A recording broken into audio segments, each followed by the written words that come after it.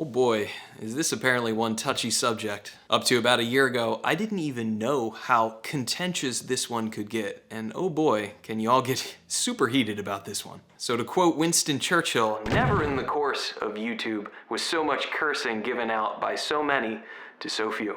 So damn the torpedoes and all of the nasty comments that are probably already inbound before I'm even a minute into this video. I'm gonna wade into the Tonewood's conversation and present to you what I find to be the most compelling evidence for the case that Tonewood does in fact matter in all types of electric guitar sound.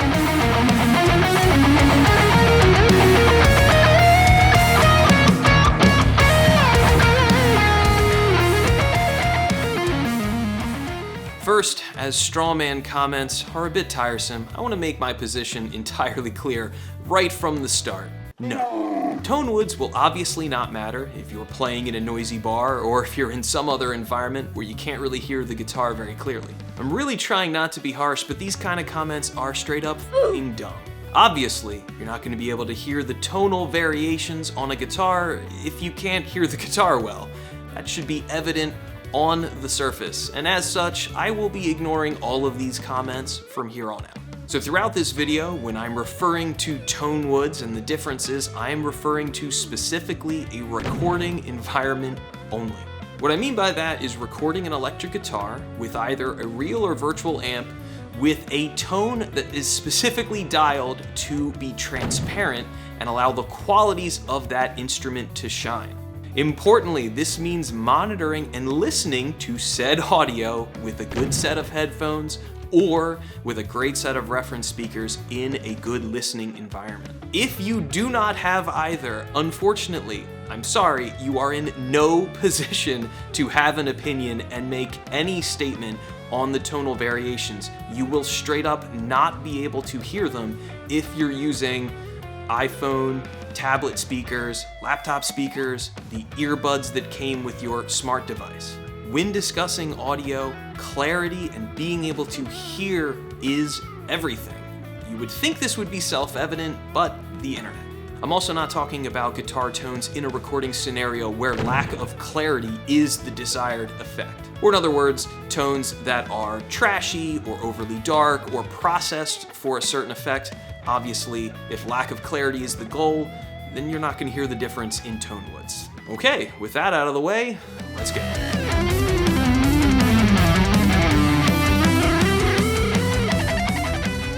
I make guitar content here on my channel, A Minor Error, and a sizable portion of that content is in-depth guitar reviews. In each review that I make, I include a well-produced demo of the instrument, and I'm happy to report that overwhelmingly the response is always very positive to my videos. In years past, if I got a negative comment, usually it was still respectful and polite, they just disagreed with my conclusions.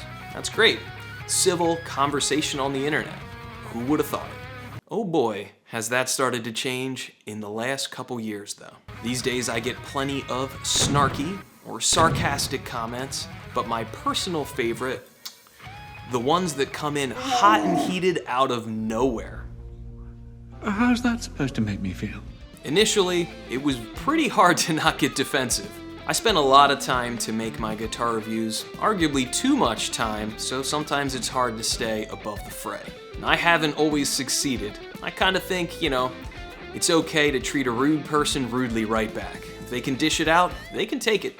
And then I saw Jim Lil's video that kind of lit the internet on fire and started to make a little bit more sense. I'll be the first to admit Jim seems like a really nice guy, and he did make a compelling video in that he was able to make two guitars sound remarkably similar. He also sure put in the work on that one. That video didn't happen overnight, but I do have two criticisms for his video. The first is that he didn't provide any sort of like a frequency analysis of the different tones. He just kind of pronounced them the same and moved on.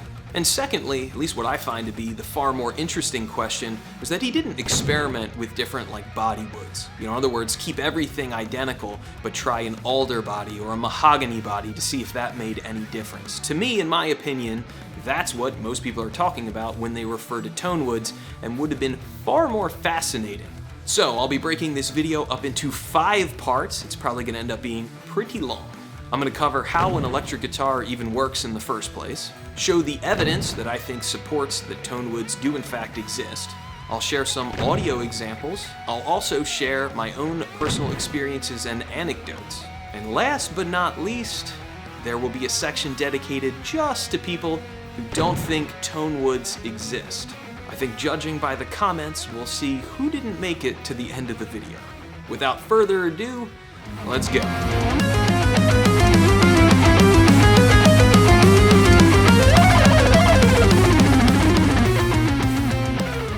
Technically speaking, the electric guitar functions using a phenomenon first proposed by the scientist Michael Faraday in the year 1831 called electromagnetic induction. This phenomenon is how the guitar pickup detects the sound of the vibrating steel string. So then, we need to talk about how a pickup works and its components. This is from the Sweetwater website. A guitar pickup comprises one or more magnets inserted into a bobbin and wound with conductive wire. This simple device transforms mechanical energy, string vibrations, into electrical energy, which flows into your guitar amp where it is transformed back into mechanical energy as sound waves. At its most basic, all an electric guitar needs is just a vibrating string, a pickup to detect those vibrations, and then an amplifier to amplify them. The video clip that I've been showing throughout this section is Jack White doing exactly that in the documentary It Might Get Loud.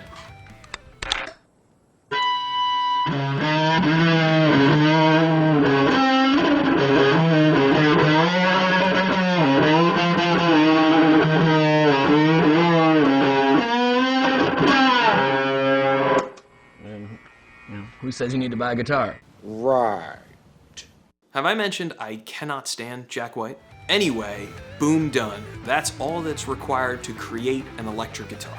Because that's all that required, early electric guitars featured barely a body at all or really no body at all, and the body was only added after the fact because people thought it looked weird if it was basically just a broomstick. Okay, so since in its most basic form all we need is a vibrating steel string and a pickup, how is it possible that the body of an electric guitar shapes or alters the tone at all? Simply put, the string does not vibrate in a vacuum. When a string is plucked, it sends some vibrations back through everything that it is touching, and that includes the bridge, the nut, the tuners. These vibrations then continue into everything else that they are touching, which is really the neck and the body. All of these other components vibrate and then alter the way the string is resonating, which alters the harmonic overtones of the string. Basically, they wind up leaving some sort of a fingerprint on the way the string is resonating, and that is what changes the tone of the string. Now, how is it possible that the wood is changing that tone, right? Like, isn't all wood basically the same? Well, here's what the Fender website had to say. Generally, heavier woods like mahogany resonate differently than a medium-bodied wood like alder and a lighter wood like basswood. Or put another way, from the Andertons website, The tone of your guitar is undoubtedly the result of a team effort. Pickup types, string gauges, scale lengths, and bridge designs are just a handful of things to consider. But arguably, one of the biggest contributing factors is the choice of wood for the body, neck, and fingerboard. Not least because they make up 90% of the construction of your guitar. Different combinations can yield different results, and while pickups, hardware, and other components can be changed in time, electric guitar tone woods stay put once assembled. this is why exploring the different tonal characteristics and qualities of different materials is important to you as a player. You cannot change them after the fact. Okay? So let's see some proof.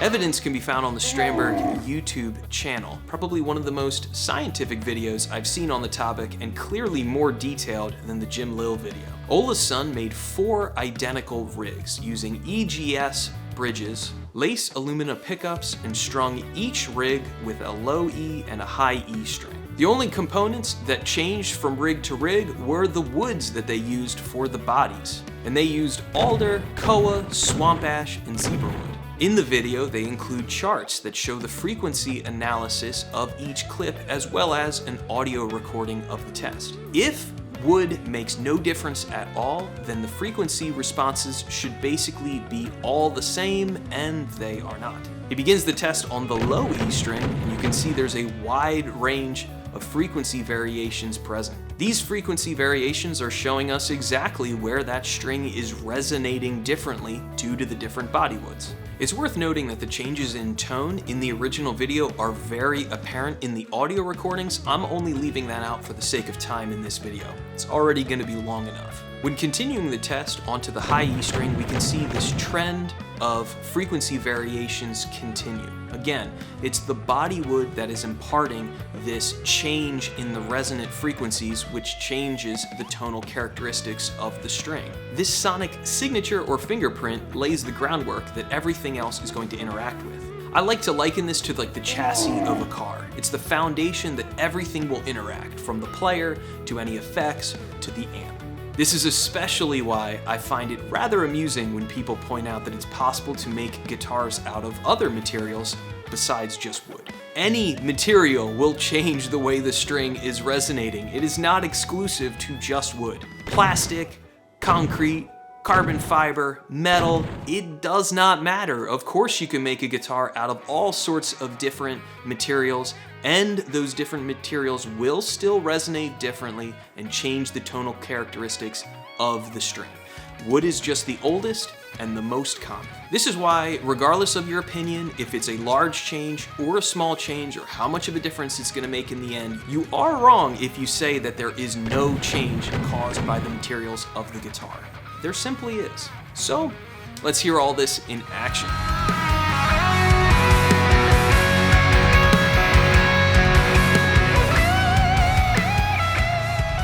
On the Warmouth YouTube channel, they made a video that I wish Jim Lill had made.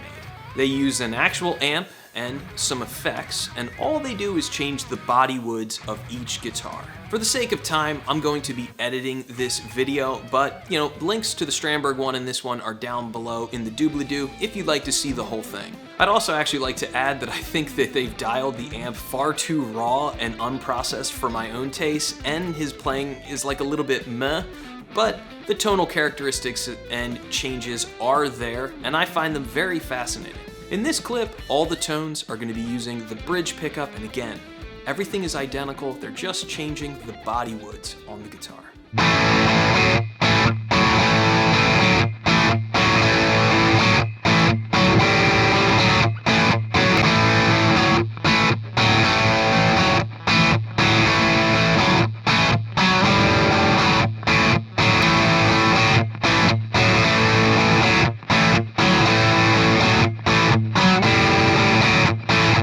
Couldn't hear a difference?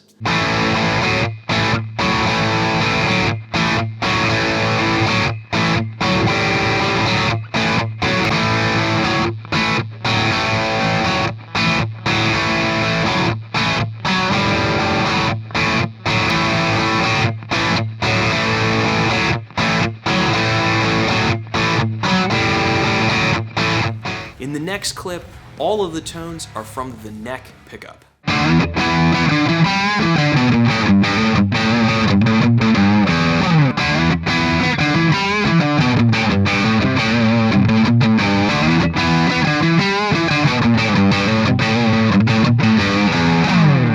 Couldn't hear the differences again?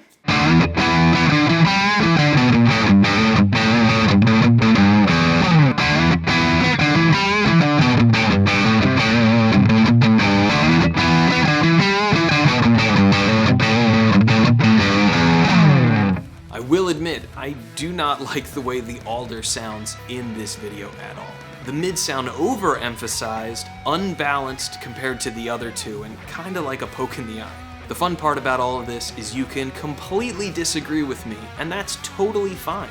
Your choice and preference is yours as a player. The important thing here is that the tonal changes are present, and what you choose as a player is part of what will make your sound as a guitar player. Are the changes a little bit subtle? Not to my ears at least, but if they are for you, that's totally fine as well. It's not that I have some sort of golden set of ears, it's just that I've been recording and producing records, quote-unquote professionally, for about 15 years now.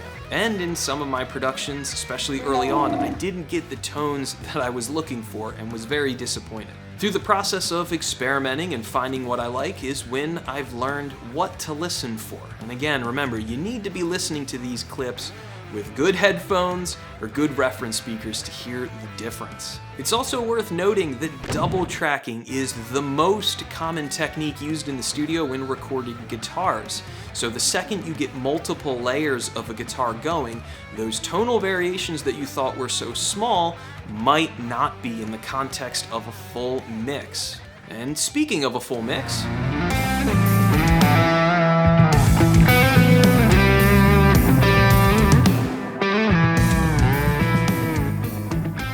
my band's first record was called Suds for Spuds, and it was released in 2015, and it was recorded using a variety of different guitars. I recorded my guitar parts on 2 cheap Ibanez guitars that had upgraded DiMarzio pickups, and the other guy used all high-end, well-made instruments. My tones suffered. There was a very clear gap and gulf in quality of tone. Mine sounded thin and buzzy and lacked any of the complexity or richness in his tone. It's important to point out here that we were both running good quality Mesa Boogie amps. He was using a Mark V and I was using a Triaxis Simul 290 rig. It's very important to note as well that I engineered, mixed, and mastered the entire EP myself. Believe me, if I could have improved the quality and the way my guitar sounded, short of going back and re-recording the whole record, I would have. I was learning as we went for the Suds for Spuds sessions, and unfortunately, I had made my bed and had to sleep in it on that record. Shortly after Suds for Spuds, I upgraded to a J Custom Ibanez, and in our next production that we did only a couple months later, the gap in tone vanished immediately. This next production was a promo video that I made for our cover band, and again, that gap in quality disappeared immediately, and we were using the exact same mics, exact same amps, and it was still me doing all of the production. As I made more recordings and discovered mistakes that I was making along the way, I began to pay attention to everything equally in the entire signal chain. The strings you use, the guitar cables you use, the interface you use. I even ditched the physical real amps for the recording process in favor of virtual amps. My goal, and it's what I do in all of my guitar reviews and in my original music, is get the cleanest, clearest signal into the DAW and then dial the virtual amp to allow the just inherent tonal qualities and characteristics of the guitar to shine. I also kind of discovered that as good as that J Custom Ibanez was that I had invested in, the tonal variations were a bit limited with only one instrument, so I ended up investing in a Kiesel Vader and a Strandberg Bowden Original 7. All of these guitars, importantly, are made of different wood. They also have different pickups and different hardware, which makes each guitar to have different strengths or weaknesses that I try to take advantage of in my recordings. The first production that I felt like I was really nailing my tones and everything that I heard in my head and actually succeeding as a home producer was my song and single World Minus One. I was getting really aggressive modern rhythm guitar tones from the Kiesel and really nice leads from either the Strandberg or that J Custom Ibby. Finally had made it to the promised land and was getting the tones that I wanted. The problem is now, when I put away my prized guitars and pick up different guitars to make my in-depth guitar reviews that I do here on my channel, it does not mean I'm nailing those tones. A lot of times, a cheaper guitar still sounds cheaper, even doing everything that I've learned to get a better tone in the first place. Or in other words, a bad sounding guitar just sounds bad, just like it did back in the day when we were tracking Suds for Spuds. Every Sterling by Music Man guitar I've ever reviewed has sounded like crap. This Ibanez sounded like crap.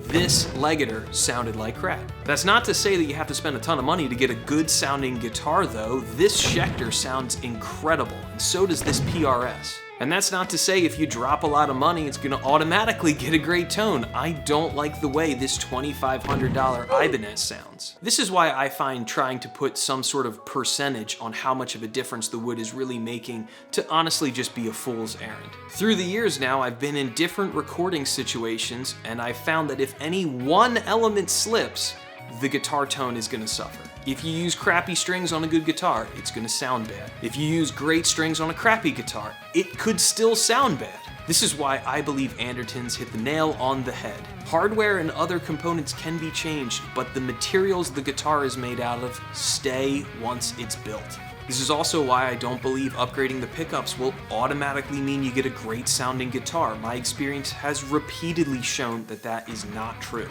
It hasn't been true of the Ibanez guitars with the upgraded DiMarzio pickups I used on the Suds record back in the day, and it hasn't been true on the guitars that I've reviewed that have come with upgraded pickups from the factory. The pickups cannot add the desirable complexity, overtones, and richness to the sound that good hardware and good Tonewoods can provide. And again, that doesn't mean you have to spend a lot of money in order to get a good sounding guitar. Believe me, you do not, and that's why I'm so passionate and enjoy making the guitar reviews in the first place. It just tends to be harder with cheaper guitars. There's a lot of duds out there, and finding those diamonds in the rough that nobody knows about is what I love. It's the thrill of the hunt, finding a great sounding cheap guitar like that Schecter or like that PRS and then sharing it with everybody.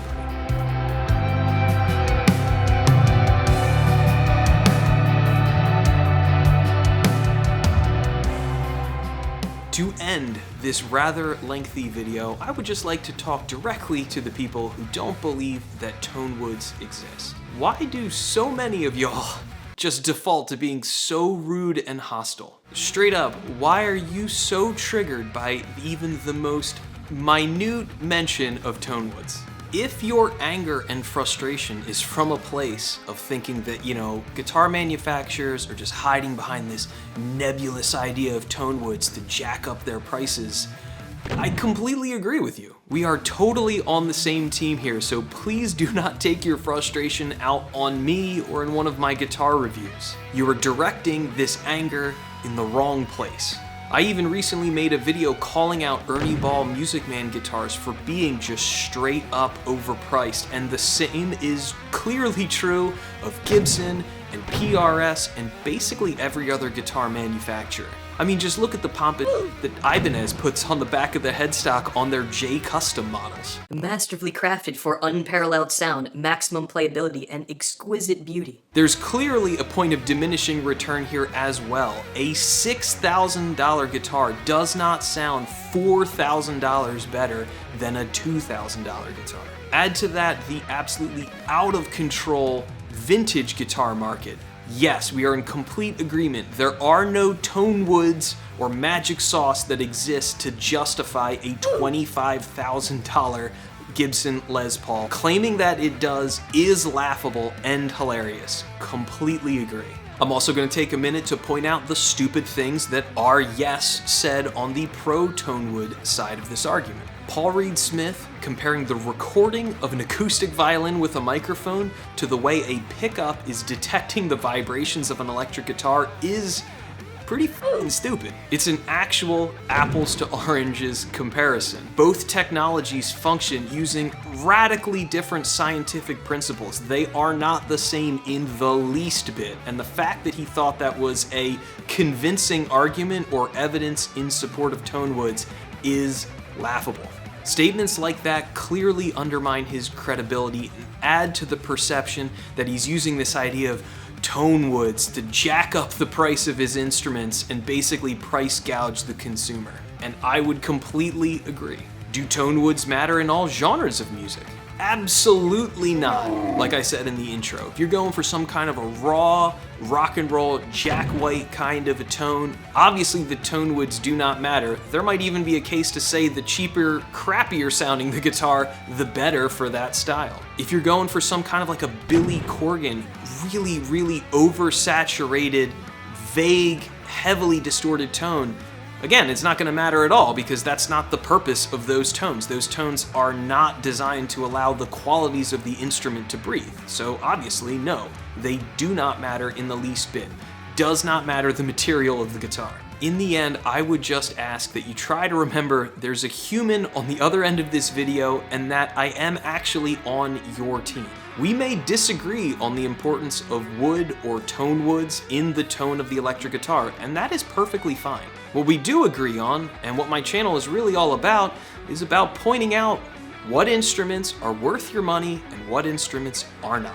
I don't like companies that use shady gimmicks or overcharge for their instruments just as much as you don't like it. I also have no dog in this fight whatsoever. I don't make guitars, and I don't retail guitars. I also don't have any endorsements or any loyalties to any one brand over anything else. I recommend what I use and what works for me. That's the whole point of what I do here. Sometimes it's not easy being a creator here online, and let's be honest, toxicity either way doesn't do any of us any good, and at the end of the day, it's just electric guitar tone. It's not a life or death issue. So we've made it to the end of the video. Hopefully everyone is behaving and acting like adults in the comments. Just want to thank you for watching. Rock on, and I'll see you in the next one.